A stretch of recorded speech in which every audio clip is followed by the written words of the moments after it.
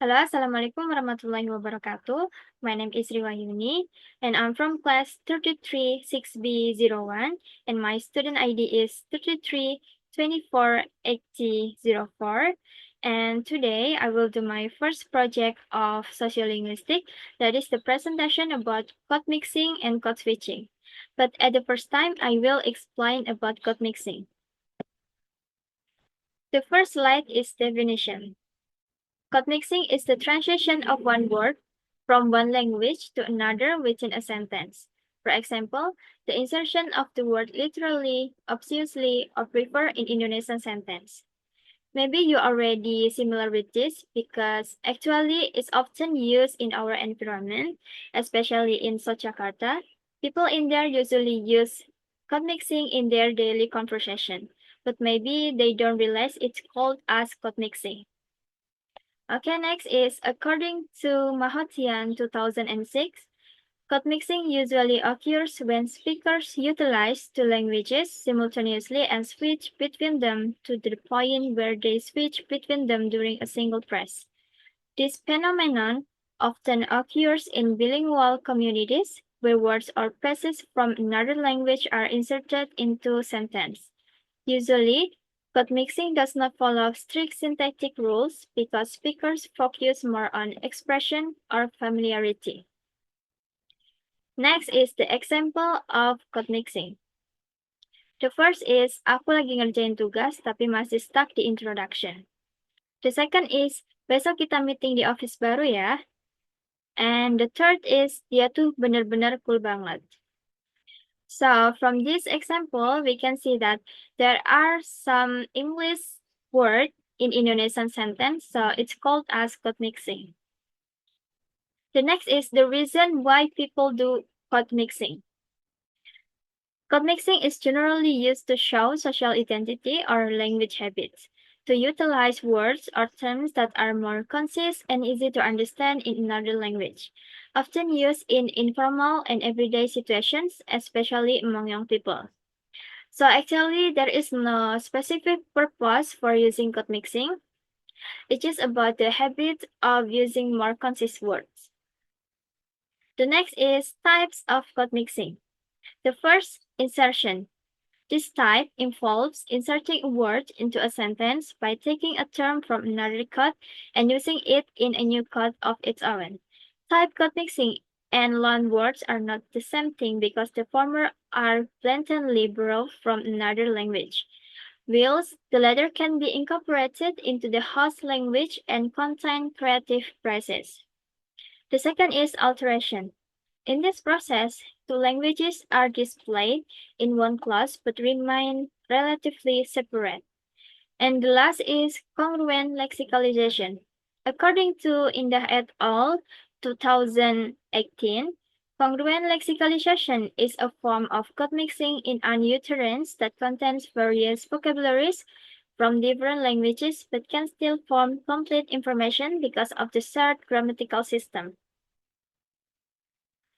Next is there is a table to make it easier to understand the types of code mixing, and I will explain it.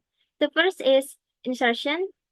The simple definition is inserting a word from language A, for example English, into a sentence in language B, for example Indonesian. For the example, jadi orang tuh jangan suka ngejudge. The word judge is English word that inserted in Indonesian sentence. The second is alteration. The simple definition is using a clause in language A in a sentence in language B. For example is, gara-gara pandemi, saya jadi lebih sering bersyukur kayak icon my blessings. And then the last is congruent lexicalization. The simple definition is using a word in language A that is commonly used for everyday conversation in a sentence in language B.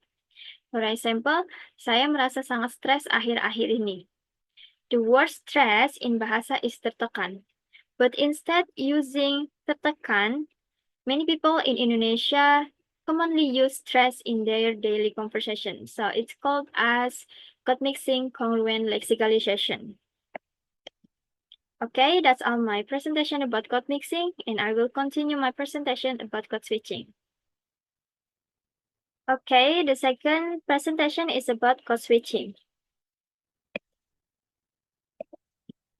And I will start from the definition of code switching. Code switching is the process of switching from one language into another language. According to Holmes 2013 at Nurfadila et al. 2022, code switching refers to the employment of multiple languages in sentence, clauses, phrases, and words. In fact, code switching is often found in everyday life. Rahmani and Sumardiono 2024 state that code switching can be found in everyday conversations, social media, songs, literature, movies, reality show, and drama series.